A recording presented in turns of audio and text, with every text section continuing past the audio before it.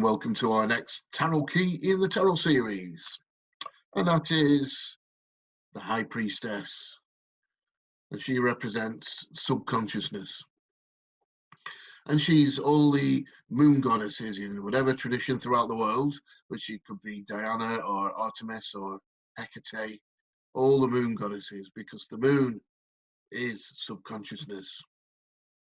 So how did we get here? Well, we started off with the Fool, and we said that the Fool represented the unified power, and we said that this all power was called superconsciousness. We decided to call it superconsciousness, and then we moved on to the Magician. Now you can see the Magician here as his wand up here to the Fool, to superconsciousness, and he's directing the energy through himself, which we said was self-consciousness, and it's going down pointing his finger here at his garden, and the garden is representing subconsciousness. And I always think if you rustle through the garden there, rustle, you'll come across a different dimension, and it will be this, it'll be the High Priestess, and it'll be subconsciousness. So she represents the universal subconsciousness. Imagine a vast sea, and this is all the memories of all time. This is subconsciousness, and in it there's a little harbor coming out, and that is your own personal subconsciousness. So when you tap into it, you don't tap into just your own consciousness, you tap into the universal. It flows out and back in from the universal subconsciousness. So this is the power that creates everything you see. All physical objects are a molding of the prana materia by the subconsciousness. So as usual, we'll look through the symbolism of the tarot key. So the first thing we'll look at is the number 2. So the number 2 differs from the Magician's number 1 in that you can imagine the Magician's number 1 as a dot. That's all it is. Number 2, now we have 2 points in space, so we've got a line. We're beginning to create something.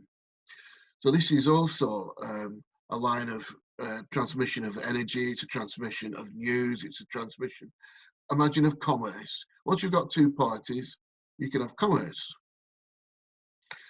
And this brings us on neatly to the Hebrew letter, which is Gimel, and Gimel is camel. So obviously camel is the ship of the desert. It's the instrument of transferring goods through the desert, through the ancient trade routes. So again, you've got commerce. The idea of carrying news from one place to another, which should also go through the trade routes. This is represented again by Hermes and Thoth and Mercury, the transfers of news of the gods. Commerce as well delivers what you send. So whatever you put in one end will be delivered. So if you put negativity in one end, you'll find negativity at the other end. If you put good things in one end, you'll receive good things at the other end. All aspects of subconsciousness. So you see that she's sitting here between 2 pillars, okay? But she's sitting in a very passive state. And this represents the way that subconscious is. She's passive, receptive.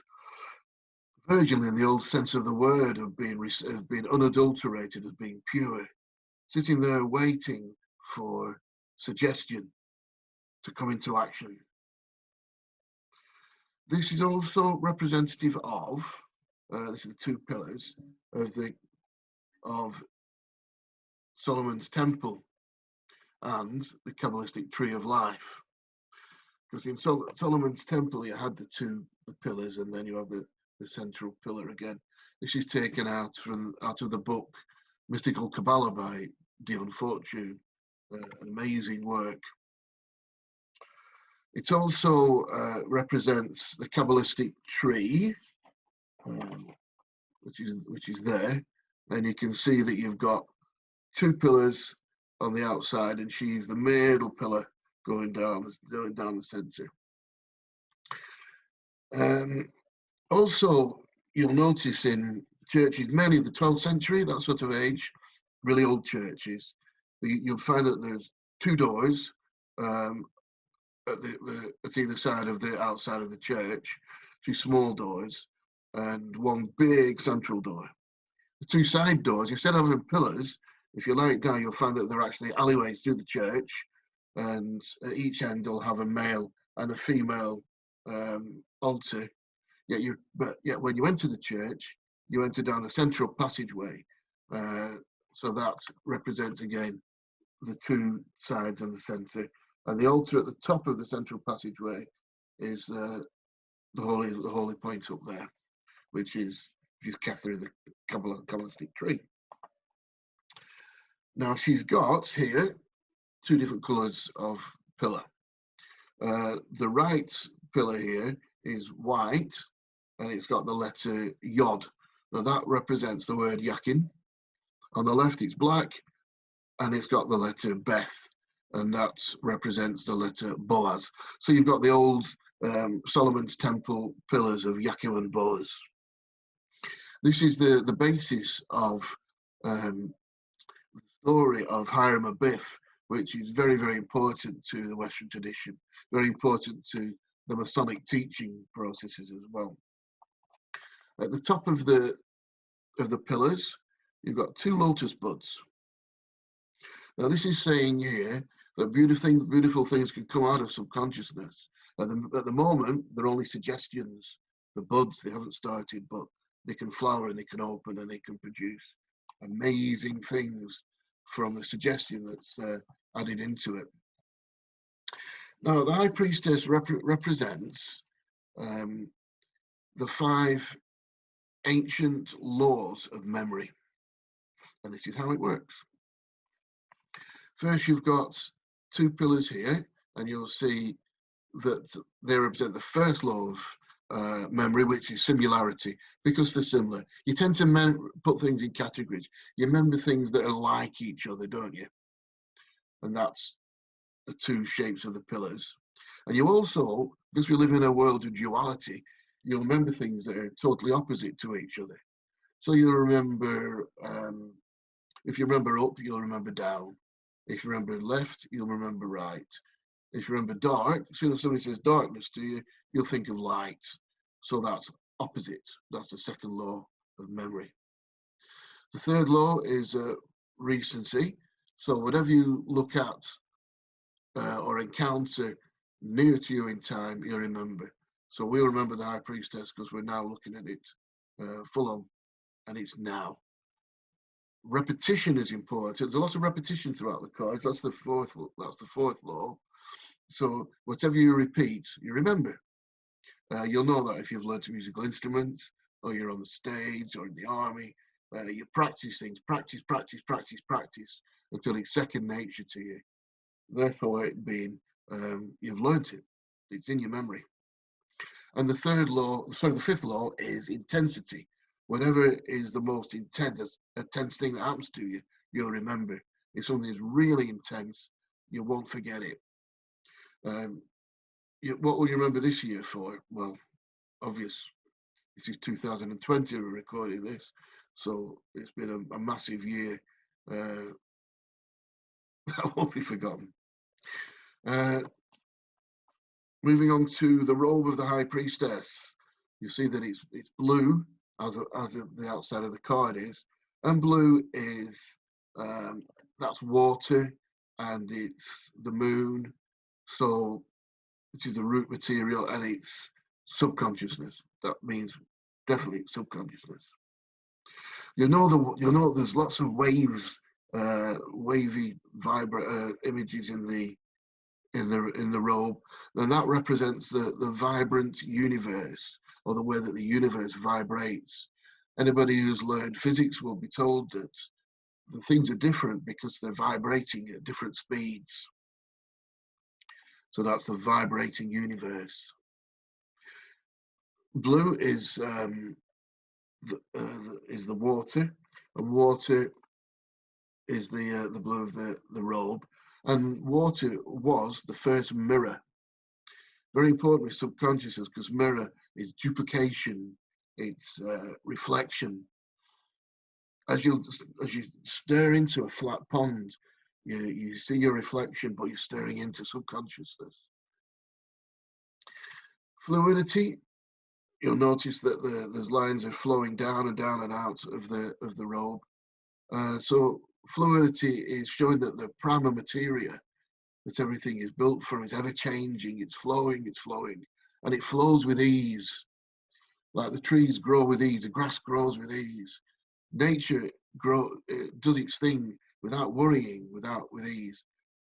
So the message here is that if you have something, a goal that you want to feed into subconsciousness, don't worry about it. Don't press it. Don't try and force it. Let it happen naturally. Just relax. Sorry about that. And you'll notice also that the water flows through the High Priestess's robe and out. And so this is saying that water moves out into the rest of the tarot key. So as you move through the tarot key series, wherever you see a stream or you see a pond, this source of water started here. Now you'll notice that the right hand of the High Priestess can't be seen.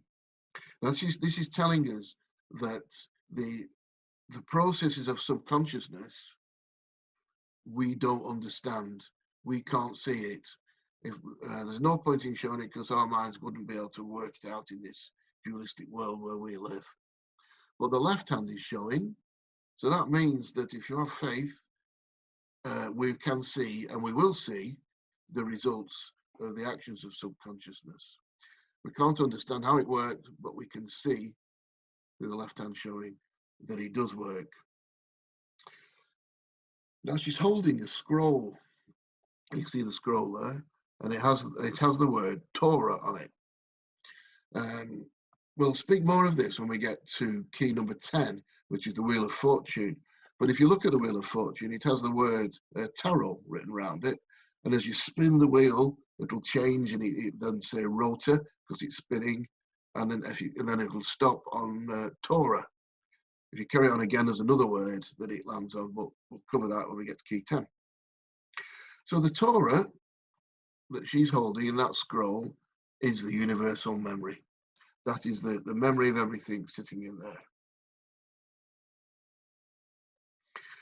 Have you ever, you say, how can it be the memory of everything? Have you ever suddenly, well, you'll have had you'll have sat there and suddenly had a memory, and you thought, well, I haven't thought about that for 10 years, 20 years. And suddenly it comes into your mind, and you think, well, how can this be? How can I suddenly have a memory that I haven't had for so long? Where's that memory been all that time? Has it just been sitting there somewhere waiting? And if that one memory is there, what other memories are there? Well, the idea of the scroll here is saying to you that all memory is recorded. Everything that's ever happened is recorded in that scroll. You'll see how the scroll is also at the end of the scroll. It's in the shape of a spiral. This is saying that everything in the universe goes in circles. Everything is a circular motion. Things go round again. What comes around comes around. It always goes round again. But the scroll moves outwards from the center, saying that, okay, it goes round again, but the idea is it gets bigger and it gets better every time. That's what it's telling you. And there's the crown, the next thing. So what we're saying here is this is the moon, and these are the two sequences of the moon, the waxing, its waning, and its full.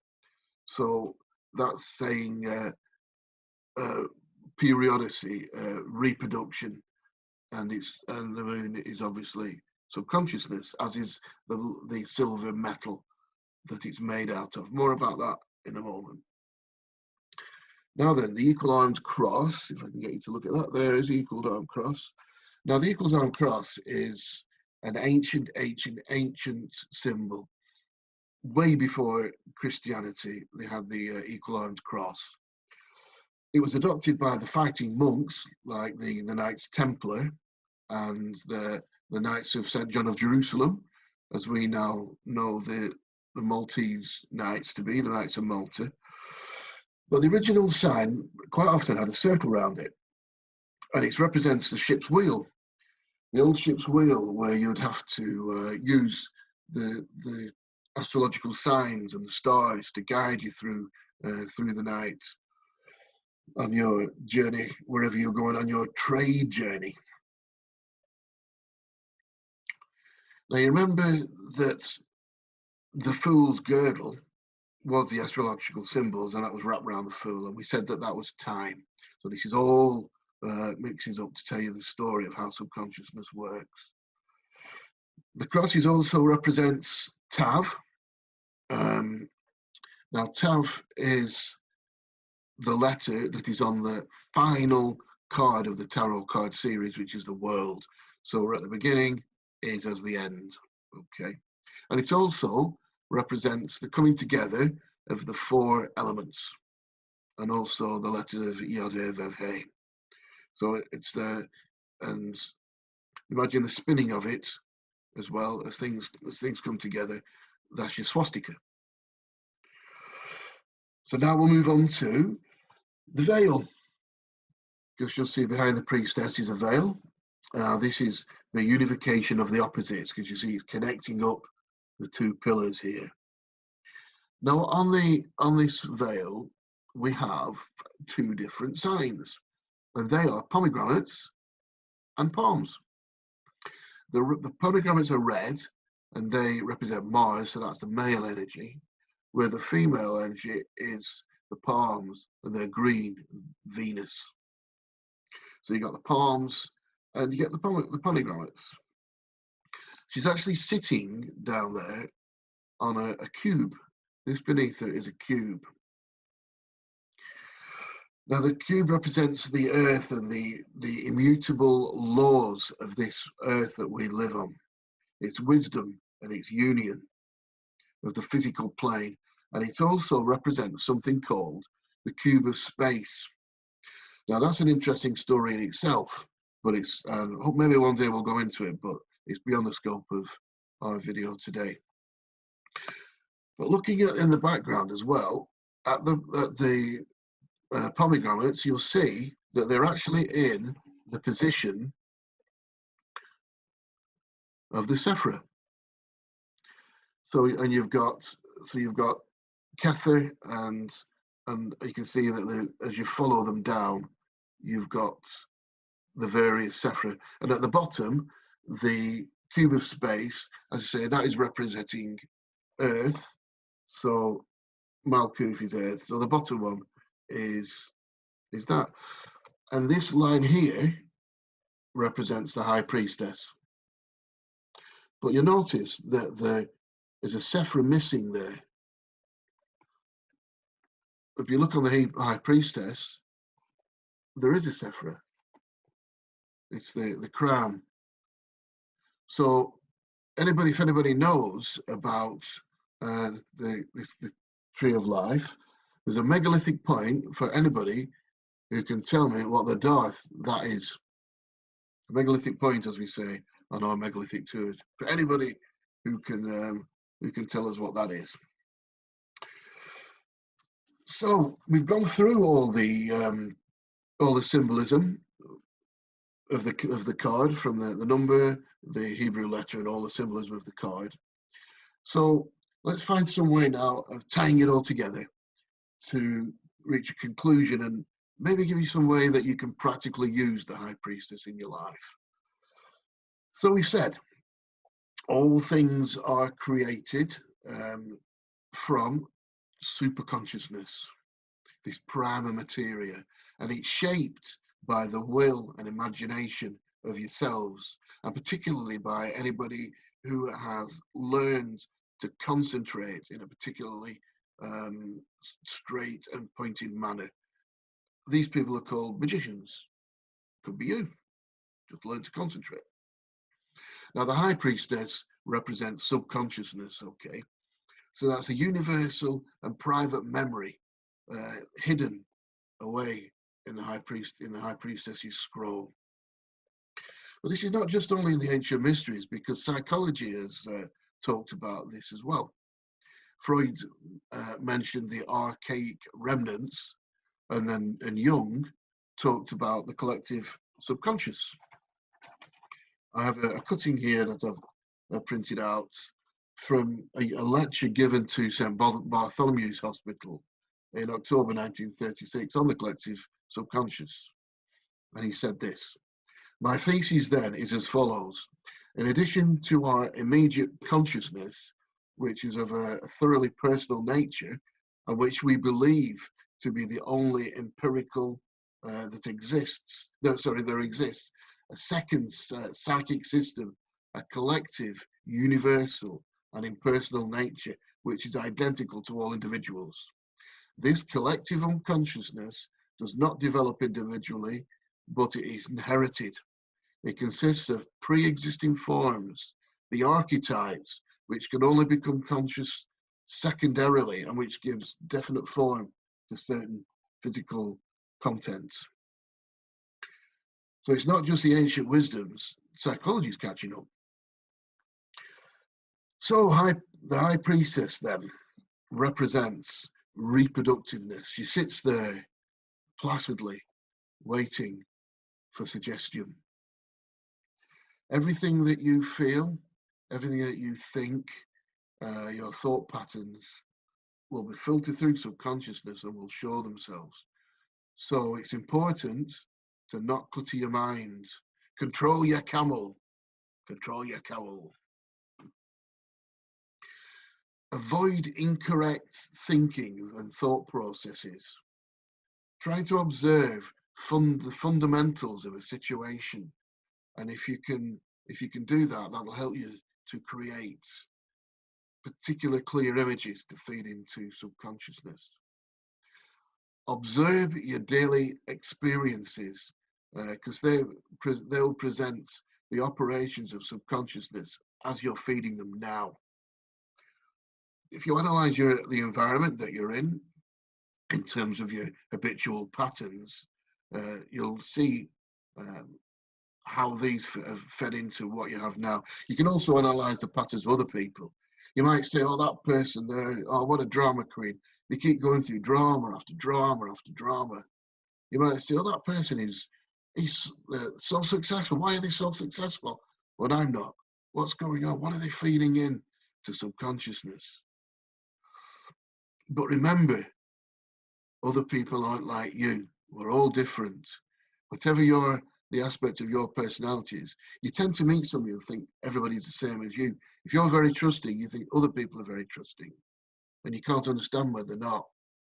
If you think that if you're an honest person, you think that somebody else is honest, and then when they do you wrong, you can't believe it. If you yourself are dishonest, you expect other people to be dishonest. This is a lesson to be learned in this respect. So practice all these things, and you'll notice as you go through that people will start reacting to you differently, and this is because you will be changing. And remember that subconsciousness possesses the powers of perfect deduction, and it remembers absolutely everything that has ever happened in the past, to you personally and to the universe. So what fantastic tools, what fantastic wisdom to be able to tap into, because if you know everything that's ever happened, you come across this situation again, you know how to perform, you know how to create the desired results. So this is wisdom, and it's also intuition. Tapping into the subconsciousness is the basis of intuition. And that, my friends, is the High Priestess.